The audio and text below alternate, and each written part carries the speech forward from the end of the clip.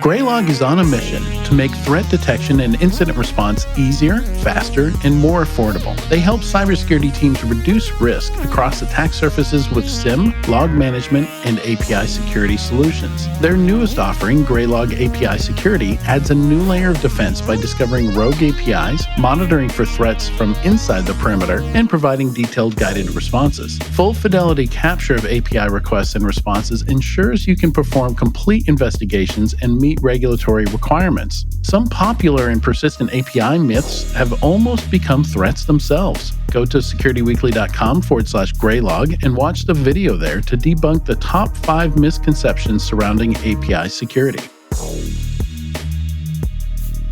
Welcome to RSA Conference 2024. We're here recording live from Broadcast Alley in Moscone West.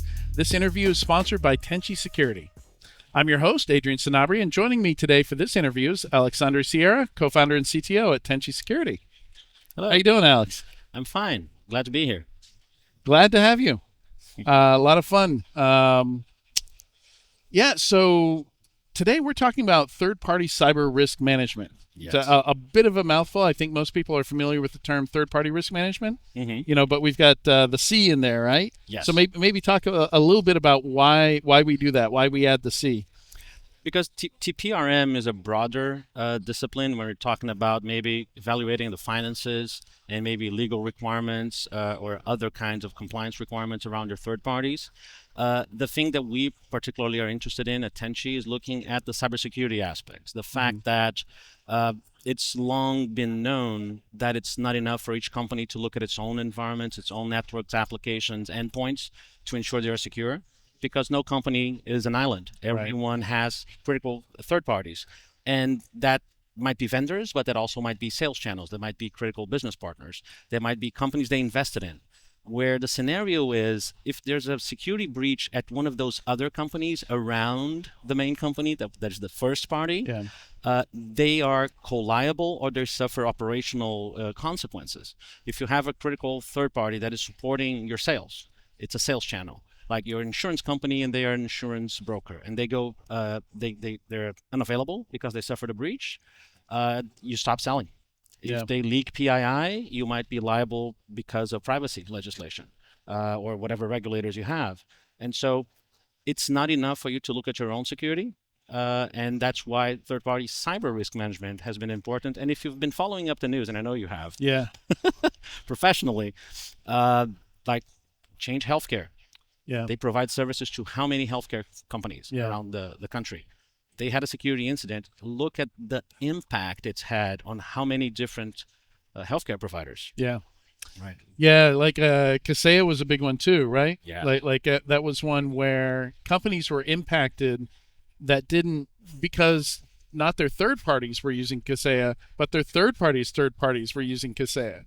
So they're impacted 2 levels deep into the down that supply chain rabbit hole. Which is actually one of the reasons why I hate the term third-party cyber risk management, because it's third parties all the way down. Like third parties have third parties, and they themselves are like this third, fourth, fifth, sixth, seventh parties. But nth party risk management doesn't roll off the tongue as well, right? So, and you have cases too where 2 companies are each other's third party, but for different services. Yes, we actually have quite a few of those on our platform. We have a big bank and a big insurance company that, the bank sells insurance to their bank account holders, and the insurance company uses that bank to get loans, etc. So they're each other's third parties. So there's a big, obviously a big incentive for them to monitor each other, right? It is. That big investment in each other's security. Yeah. And the other point I wanted to make is that, often we don't remember the names of the third parties, especially if it's a smaller third party and there's a breach. We just remember, that big name had a breach. Because I study breaches, I remember the name of the contractor that resulted in the target breach. Yes. But a lot of people don't remember Fazio Mechanical, I think it was. Not a very memorable name. But which actually brings me to an interesting point about one of the failures we have as an industry. I feel like a lot of people have just given up on third-party cyber risk management. When you talk about risk management as a discipline, there are a few things you can do. You can ignore risk. Don't recommend that approach, but it's an option. Yeah. You can accept risk, you can transfer risk, or you can mitigate risk, right? And a lot of companies have decided that it's not possible or viable to mitigate risk when we talk about TPCRM. Basically what everyone and their dog is doing right now in third-party cyber risk management, like the gold standard, the minimum they're doing is sending self-assessment questionnaires. Spreadsheets. Right? Or maybe there's a glorified web interface that is, competing with Excel. Every security product, at some point A competes with shinier Excel. spreadsheet. Yeah. Yes. And if you think about it, like self-assessment questionnaires, they're a faith-based security control. Faith-based, indeed. You need to have faith that the person answering the questionnaire, A, knows the right answers, and B, wants to tell you the right answers. Yeah. The only scenario where a self-assessment questionnaire helps you find and mitigate risk is if you're thinking like, hey, I'm a large bank, and my vendor is going to answer the questionnaire to say, hey, Mr. Bank, my security sucks. Please do business with me anyways. Yeah. That's what you have to believe will happen for this to mitigate risk. If you think about it, and most people either haven't thought or don't want to admit it, that's a risk transfer control. Yeah. What you're doing is, if and when an incident occurs, the vendor lied to me, or the third party lied to me, I'm going to sue them and recoup my losses. Good luck with that. Going back to your Target example, I mean, how much money did Target lose? Right. Just money. I'm not even talking about brand or goodwill. Yeah, 100 million thereabouts. Yeah. How many times over would they have had to sell Fazio Mechanical? Right. To even start recouping? You can't squeeze 100 million out of somebody fixing AC, equipment. That's insane, right? So I think the market has gone like on autopilot on this and stopped thinking about it. Depending on which statistic you look at, or have turned to cyber insurance to shore it up, right? But actually, even that has limits. And actually, there was a figure from Resilience from Q2 of last year that at least in Q2 of last year, the most common reason why people executed the cybersecurity insurance policies was because of a breach at a vendor, not on their own infrastructure. Yeah, I saw that. I did see that. And they were impacted, and so they had to execute their cyber insurance policies to recover from a breach where the vendor was relevant. The World Economic Forum Cybersecurity Outlook report for this year mentions that 41% of companies that had a material impact from a cybersecurity incident, that came from a third party. Wow. And to be frank, I think that's underestimated because they didn't measure actual impact. It was a survey. So you're getting people's perceptions. And here's why I think this is underestimated. The same data shows that 64% of companies that believe they meet their resilience requirements simultaneously believe they don't have enough visibility of the security of their third parties. Wow. So either they're fully integrated and have no clue of third parties, or there's a people have given up.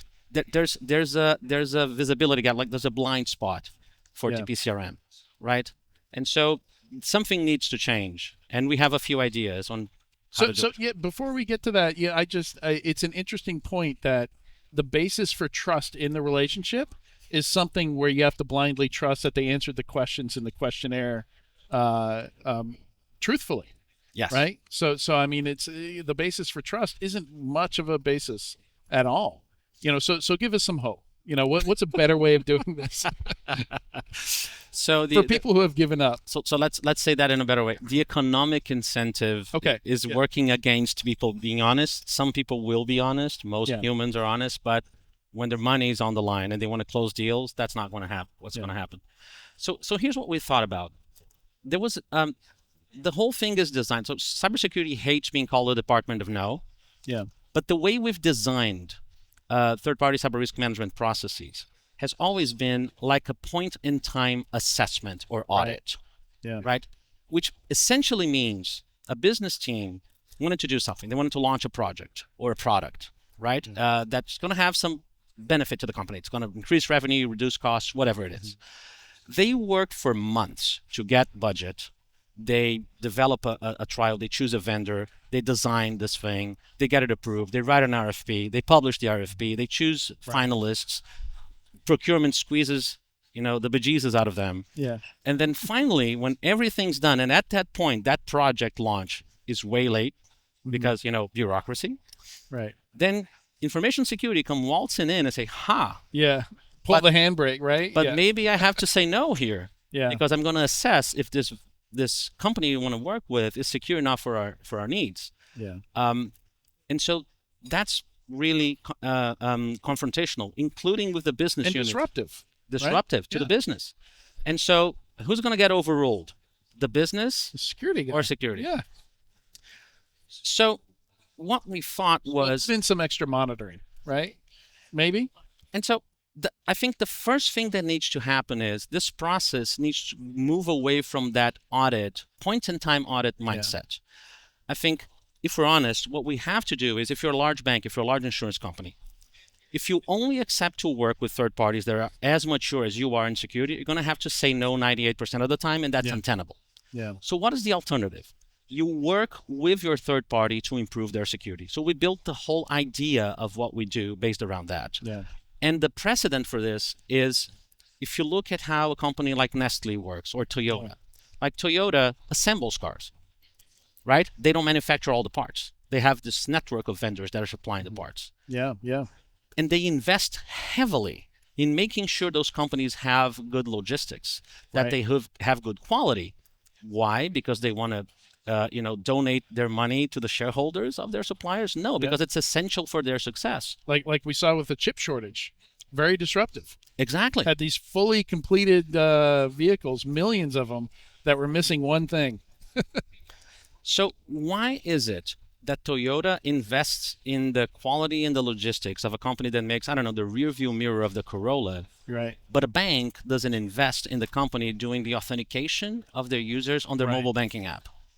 Yeah, I mean, mutual benefit there for both of them. And so we built this idea of a TPCRM product that is what we call the 3 C's. It's cooperative, continuous, and comprehensive. So the idea is the third party is not being audited.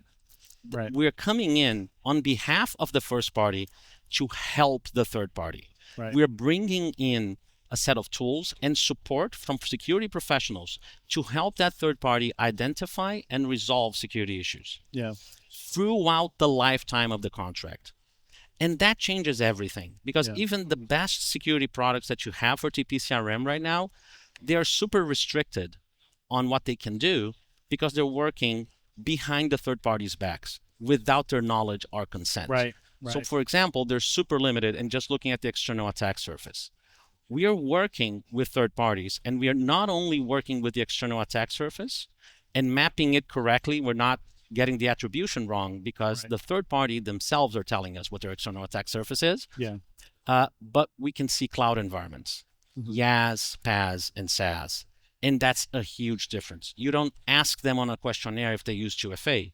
You check every single user on their Azure AD or Google directory every day.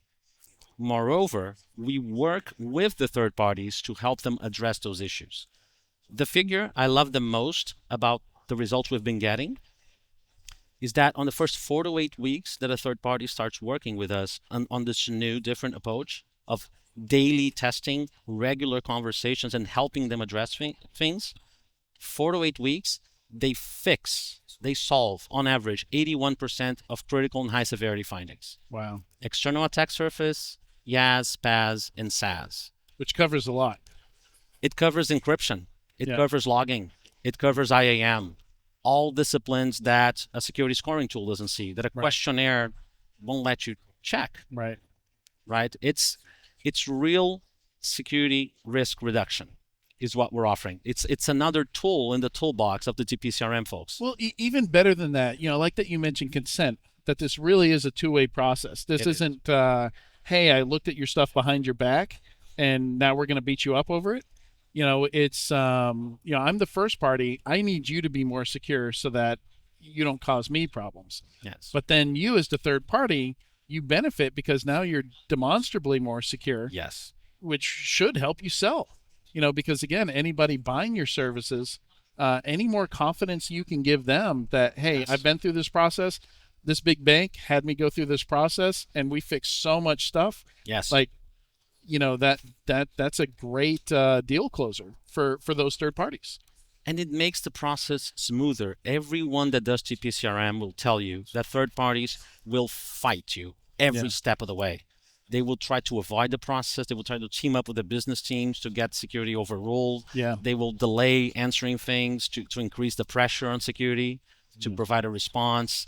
They will question the findings. It's a nightmare because from the point of view of the third party, there's only downside to them on a traditional TPCRM assessment. Right. Yeah. They already have set their price. Any homework they get comes straight out of their margins. Yeah. And if they do everything right, they don't gain anything. Right. Whereas here, you can plausibly say you're being helped, not audited. Right. Did you ever see someone enjoy being audited? Yeah. We have third parties, and you know this, that are fans of our product. Yeah. They come on our events. They do testimonials. Our NPS score among third parties is 88. Wow. Like the average for SaaS enterprise product is 31. And that's not what people would have expected at all. At all. Right. That was you would assume friction. You would assume pushback. But that's, I think, why other companies haven't tried this approach. Right. But, I mean, not only do we not have a lot of other approaches to try for, you've shown that's not true. Exactly. And it's easier to continue to do things the way they've always been done. Sending a questionnaire takes very little effort, but it's super manual labor on both ends. Yeah. Looking at a security score that is based on very limited, very infrequently updated data that is not even covering the most important security disciplines. Again, people are fooling themselves into thinking, or maybe trying to fool the regulators into saying, I'm doing something, right? Yeah. But now there's another option. Again, I don't think that what we're doing maybe applies to all of the thousands of third parties that a large bank or a large insurance company does. But maybe look at the top 100 exactly on your risk matrix, and let's it's start more there. Manageable. Yeah, let's start there. Good stuff, Alex. Thank you so much for joining me today on Security Weekly. To learn more about Tenchi, you can go to securityweekly.com/Tenchi RSAC. And for more RSA conference, you can go to securityweekly.com/RSAC. Stick around. We've got more coming in a little bit. Thank you. Thank you. Welcome back to RSA Conference 2024, coming to you live from Broadcast Alley in Moscone West. I'm Jeff Mann, co-host of Paul Security Weekly, and I am here today with Margarita Barre. She is head of international business and partnerships at a Brazilian-based company called Axior. I hope I didn't butcher that too badly. No, it's good. Margarita, welcome. Thank you, Jeff. I'm happy to be here. Great. First time at RSA? Or? It is the first time that we are sponsoring the event, but we already came a few years ago to visit and meet new people, new technologies. Okay. Well, we always on our show like to learn a little bit about the people we're talking to. So tell us a little bit about yourself and how you got into the wild, wonderful field of cybersecurity. Yeah, of course. I have more than 15 years of experience working in technology companies in different areas. Actually, I already worked in marketing, in product, but mostly with partners. So that's something that I really like because, I'm a relationship person. I like to know people, and to bring new technologies to my partners and my customers. Great. So tell us a little bit about this company called Axior. Yeah, of course. We are a cyber threat intelligence company. We monitor outside of the perimeter. We have more than 20 years of experience, actually, mainly in Brazil and Latin America. We have more or less 500 customers already. Our main objective is to make the internet a safer place. So we have solutions that can monitor, they inspect, detect, and can take action upon the threats that we find. Interesting. And you've been doing this mostly Brazil, South America. Have you started to get customers and clients in other parts of the world? Yeah, actually we're growing internationally. So most of our clients are in South America, but we also have customers in Mexico and Central America and other places like Taiwan and Bulgaria and Bermuda.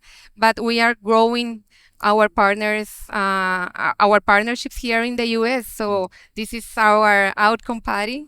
Right. And we are very happy to be here actually, because this is our main objective. We know that we are prepared for serve any customer, any partner, anywhere in the world.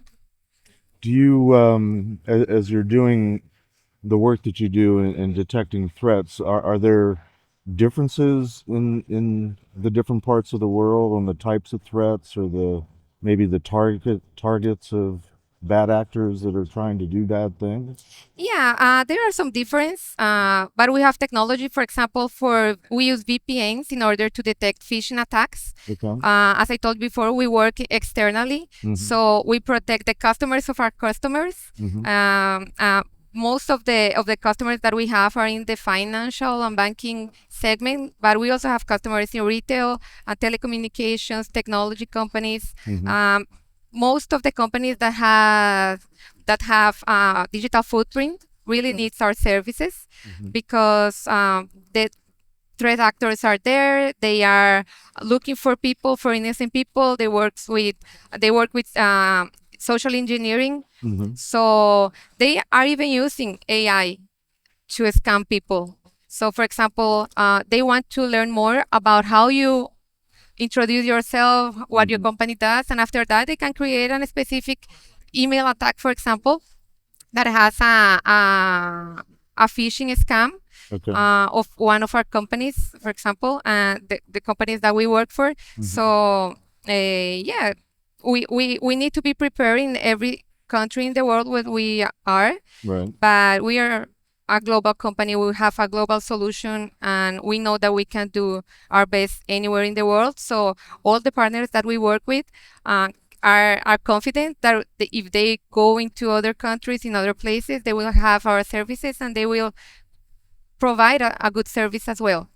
And So what kind of balance is there in what you're offering between, automated software, automated detection versus, I mean, I would guess you have some people that work for you that are pretty good at doing the kinds of things of digging out and finding things like on the dark web. And excuse me, what's the balance between you have people that are trained to do this as a service versus you've got tools that you can provide? yeah, we need to be fast. So this is why we use technology, and we use AI, and we use machine learning also, because as fast as we find these kind of threats, our customers can respond fast also. We have the best takedown in the market, and we do this because we have an automated process to do that. So our platform will detect, and we can trigger some automations in order for the platform already. It can send the notifications that we need to send in order to take down a page. So we have success cases where we detected a fake social profile, and immediately the platform identified that it was a fake social profile, and after that began to send the notifications, and we took them down. We took it down in 9 minutes. Wow. So we need to be very fast, because as soon as it goes into a line, if we are going to notify an ISP or a provider, host, a registrar, we need to be the first to notify so they can see our notification and take down the page. So it is very important to have technology by your side. So what is your sort of primary client? Are you looking mostly for like managed service providers to be able to sort of resell or use your automated tools to support their clients, or are you looking directly for companies to sign up and start using your service? Now we want to look for partners. So we are looking for MSSPs, service integrators that can provide a full cybersecurity service and can include a cost-effective platform, as Axure is. So if you are an MSSP, a reseller, and want to integrate a cost-effective cyber threat external solution, please contact us. Go to our booth. We will be waiting. Oh, you have a booth here? Yeah, we do in the north section. Okay. Yeah. Recall the booth number? Yeah, 5159. 5159. If you're here in San Francisco, make sure to check them out at booth 5159. if I ever make it over to the expo floor, I'll definitely stop by. Yeah, please. And there's probably quite a few service provider type companies here that you're trying to find. So Yeah, of hopefully course. you're making some good connections here. Yeah. I'm hoping for that. And you know, a lot of companies are always thinking about protecting inside of the perimeter. Mm.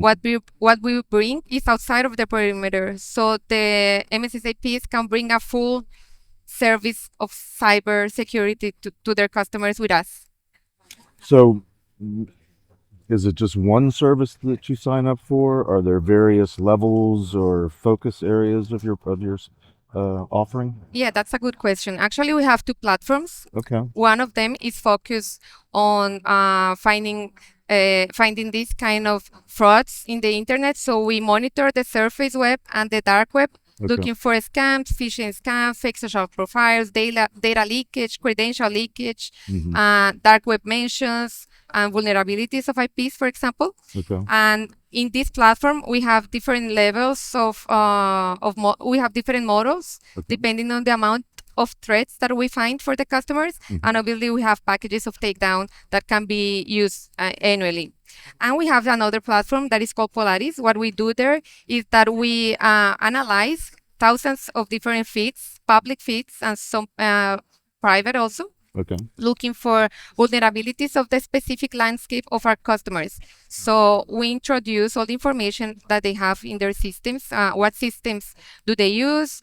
Which version? If they want to keep track of any specific company. And after that, our AI will read thousands of different sources and bring CVEs, TTPs, IOCs, and insights with full information about how to respond to these kind of vulnerabilities. So we can help the MSSAPs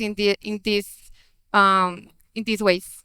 So it sounds like the second platform, Polaris, you said Yes. is what it's called, that provides some sort of daily, weekly, monthly reports, or is it on the fly? You It's find on the it? fly. Okay. So if we detect, for example, a vulnerability at 2 o'clock in the morning, what Polaris will do is that it will bring all the information that it can gather from the information that he already analyzed. Okay. And if, for example, at 2:45 they find a new CVE, the platform will bring it also into the insight. So it's updated all day, every time, so the MSSAP can be ready. And in, the MSSAP can also offer new services for these insights.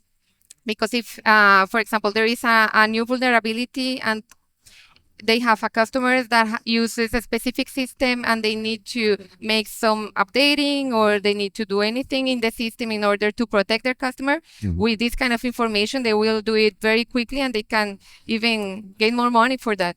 Great. Well, the first platform then, how is that? What's the output? What's the reporting from that? Is it also on the fly? Yeah. We work 24/7 looking for this kind of information. That's why it is very important also to have it automated. And because if you imagine someone looking for reading all the conversations in groups of Telegram, for example, that is part of the deep and dark web monitoring, they will have to have a lot of different analysts to do this. So the idea here is that the technology can provide all the information the MSSAP need in order to respond to these attacks and avoid any bad reputation or any use. For example, we can find also credential leakage or stolen logins from a malware, and that can give access to systems inside of the company. So as soon as they find it, the sooner they will prevent any ransomware attack, for example. Interesting. You've emphasized a couple times that you're on the perimeter, you're outside. Right. Any particular reason why you decided to do that versus inside or both?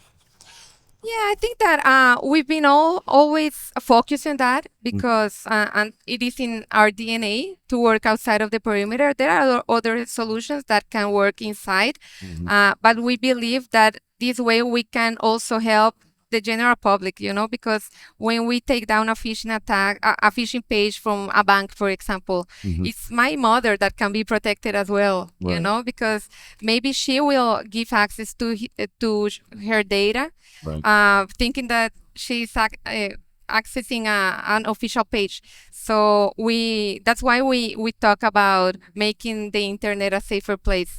Gotcha. It's our mission as a company, and we can protect a little bit of the inside, but monitoring the outside The outside's layers. where the real bad guys are, Yeah. and they're really trying to do bad things Yeah. to people. And at least in the U.S., with an aging population, that's becoming more and more of a problem. I was reading a report just in the last week or two about the numbers of senior citizens, older people that are falling prey to all sorts of different types of phishing scams. And heck, Right. this week I've gotten probably 6 a day on my phone. Like, Yeah. come on, it's not all the service security awareness training platforms. It's Right. like, nope, that one's real. Delete, delete, delete. Right. So it is a huge problem, and you're not trying to stop it necessarily from ever happening. You're trying to detect it when it does happen, and hopefully nip it in the bud, and Right. prevent the damage and the loss. Yeah. It's almost impossible to prevent that from happening because the threat actors are there Right. and they are looking for different ways to scam people. So what we can do is to detect them as soon as possible Right. and take them down. So less people will fall for that. Great. Well, our time is winding down. I want to thank you for sitting with us and sharing some of your story today, and appreciate the fact that you guys are doing something that makes a difference. And I wish you every amount of success Thank in you. expanding your territory and helping people out. Thank you, Jeff. That's going to wrap it for this session today. If you want to learn more about Axure, go to securityweekly.com/Axure. That's AXURRSAC. That's going to wrap for us. Have a great day at RSA Conference. We'll be back shortly.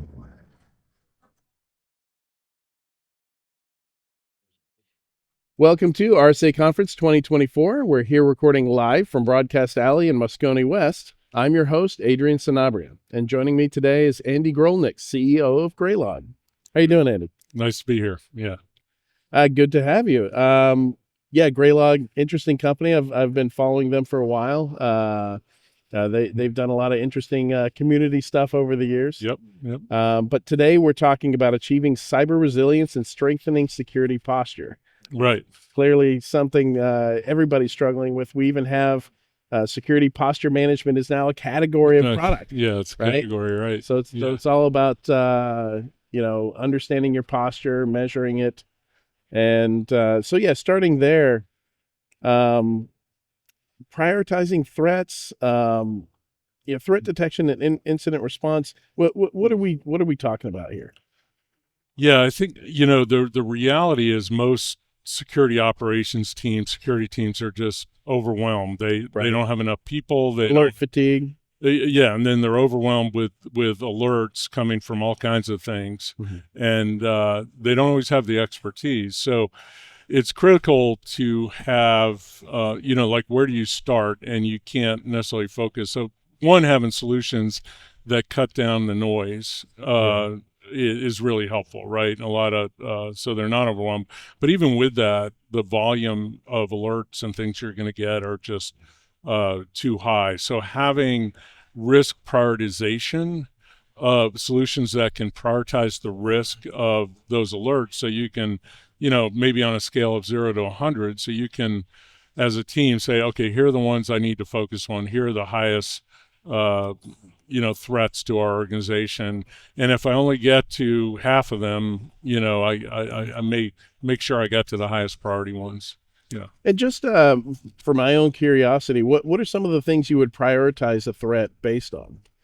Sure. I mean, a couple of examples, would be that we've seen some of our customers look for and catch at times is in you know, a lot of hackers and the bad guys out there don't break in. They actually log in, right? Sure. And I heard I didn't make that up. George Kurtz was speaking the other day, and I heard him share that, and it really does. It's really true, and it resonates. So the most common way in, you know, is stolen credentials or finding legitimate credentials of an employee or a vendor and so on. So how do you detect that? So there are a couple examples. One is you might have, say, a bank employee in Chicago logging in, and 3 hours later, those credentials are used to log in Shanghai. Right. Well, impossible travel. It's an impossible travel. The Concorde doesn't go that fast, and it's out of service. We don't have the Star Trek techniques teleporters yet. We don't have that yet, and so you know there's obviously an issue, and so being able to not only detect that, but then shut, you know, the action to take is shut that account down. So that you immediately cut off any bad behavior that can happen from the illegitimate person logging in, and you'll inconvenience, you know, if it's me, the CEO of the company, it's a slight inconvenience, right? But hey, I'd rather cut that off at the pass, and so that's you know, you want to get there's this notion of mean time to detection, mean time to response. So you want to detect as quickly as possible. That being said, a lot of threat actors will not take bad actions right away. In fact, you know, the average breach, they'll sit there 250 plus days before being detected. And so another example of, okay, how do I, once they're in, you know, the first example is you get them right as they're trying to get in, but once they're in, and the reality is, no matter how good a perimeter defense you have, it's not if, it's when someone's going to get through, because they're always they're sophisticated, changing their tactics, and so what I want to be looking for is anomalous behavior, and this is actually an AI technique that SIEM solutions have been using for years, and there's a lot of talk about AI here, but machine learning. So what the example there, in particular around all the users in my network, it's a little like the old statistical process control, where I learn what normal behavior is for you, Adrian, or any user in my environment. When do they typically log in? What applications do they access, and so on. And traditionally, I remember when I was in chief incident handler, you know, at financial institutions, I would have to put together that baseline myself. Right. I'm doing this manually. You know, okay, what's normal for this person? Right. And does this fit that normal baseline? Yeah, that's exactly. And so, and I'm sure that was a lot of work, right? And a lot of we didn't even have browser tabs back then. So I would say a lot of tabs open, but a lot of browser windows open. Yeah, no, exactly. And so wouldn't it have been nice to automate all that and have software basically tell me, and then I see those credentials access a financial application they never access. I want to get an alert. Now it may be not nefarious, but it could be someone who got in and just kind of laid low, waiting for a time to kind of go after the data. Right. Yeah, I'm really dating myself there. Browsers didn't have tabs yet. I wanted to kind of zoom in a little bit on something you said earlier. This is a trend I'm starting to see. Are you finding that people are really willing to automate the remediation step to disable an account? Because I remember a few years ago we saw a lot of technologies that had those capabilities, but nobody really had the guts to turn them on. You know, but it seems like ransomware maybe, you know, people are more willing now to create a little bit of disruption to avoid a lot of disruption. Absolutely. I think it's a really interesting question because my work in this space goes back to 2005. Yeah. And my previous company, we actually That's when I bought my first SIM. that was kind of the early days, and there wasn't a lot of automation of remediation in them. No. But we actually implemented that in 2007, 2008. Right. And at that time, you're absolutely right. Most customers were not willing to. I remember ArcSight pitching us on that, and I was like, "You're out of your mind." Yeah, people, and so what we actually put in was an optional approval layer, right? Which is okay. Which is somebody's still going to review it. So someone can review it. You could have 2 layers of it, and so, but I think you're right. Fast forward to today, people have just gotten more comfortable with it, right? And so the first example I gave, which is the 2 people logging in at the same time, a lot of it, most people are comfortable with the risk. I don't even need to review that, right? Because the impact would be low, right? But if it's another action, turns off my website, I may want to review that, and someone needs to, before we shut that down, because you may be shutting down your business, so yeah. So, but I think to your question, and people have gotten more comfortable. There's still some reticence to do Probably that. Depends on the company, the company culture. Absolutely. Yeah. I worked for a credit card processor. In the early days. That's where I deployed that first SIM. And anything that stopped the flow of transactions, absolutely not. Exactly. Like we put an IPS in line once, and it failed closed once, never again. No, you're absolutely right. Never again. So it really varies. The transactions must flow. Exactly. That's the core business, right? Yeah. So what are some of the key challenges companies struggle with today with implementing something effective from a detection and response perspective? Because there's a lot of data to pull in there. Right.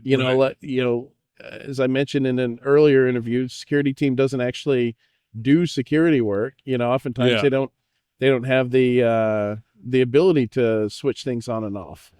To shut down accounts and things like that. Absolutely. And so I think the key challenges happen to be the key areas we're focused on at Graylog from an innovation perspective. Okay. I would say, and they're kind of 3 pillars of where so one is, we talked about the noise earlier. So just how do you make the threat detection and response as both accurate and effective, and reduce the noise, right? Sure. So using techniques to cull down here's a smaller population of things to focus on, right?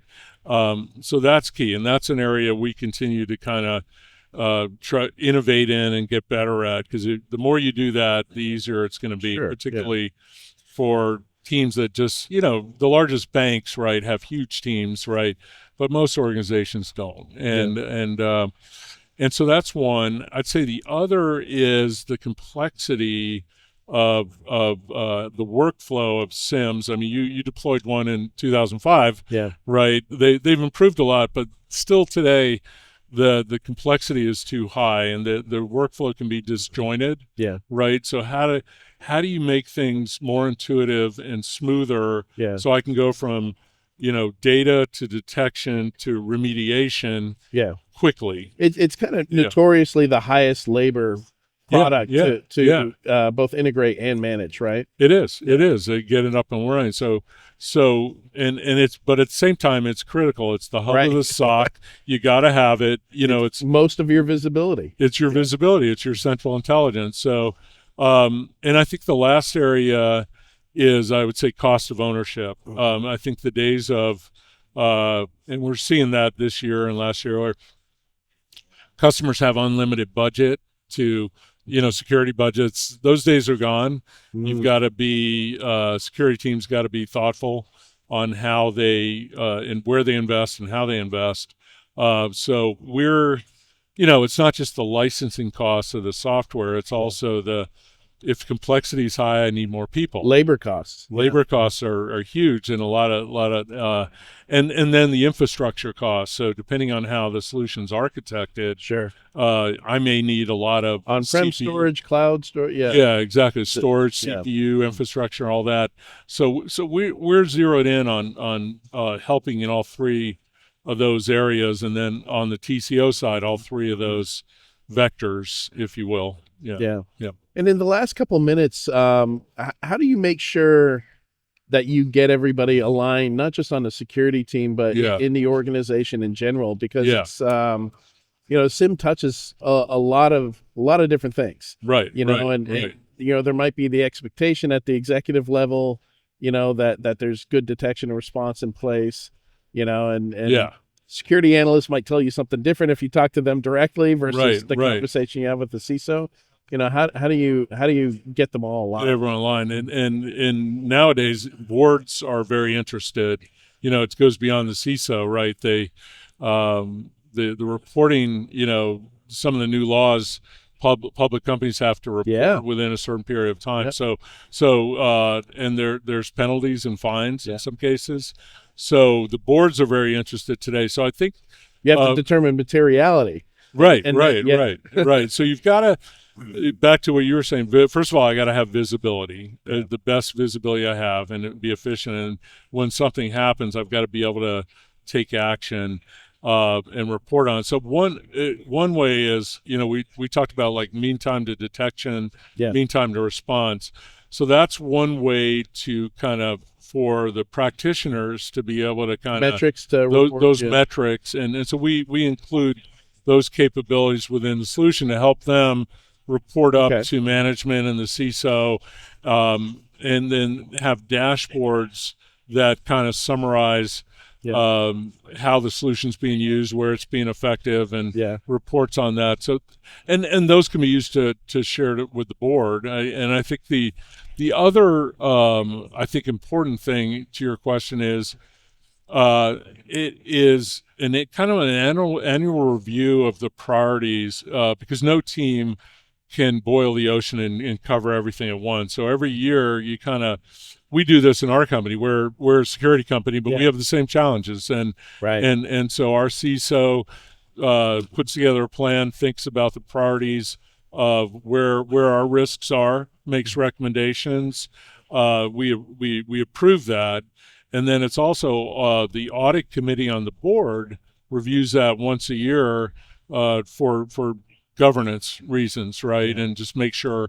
And then once you're aligned on that, you've got the strategy and the things you're going after, right? And everyone's kind of on the same page, if that makes sense. Yeah, it does. It does. Yeah. Good stuff. Yeah. Well, Andy, thank you so much for joining me on Security Weekly today. Yeah, it was great to meet you. It was a great discussion. Yeah.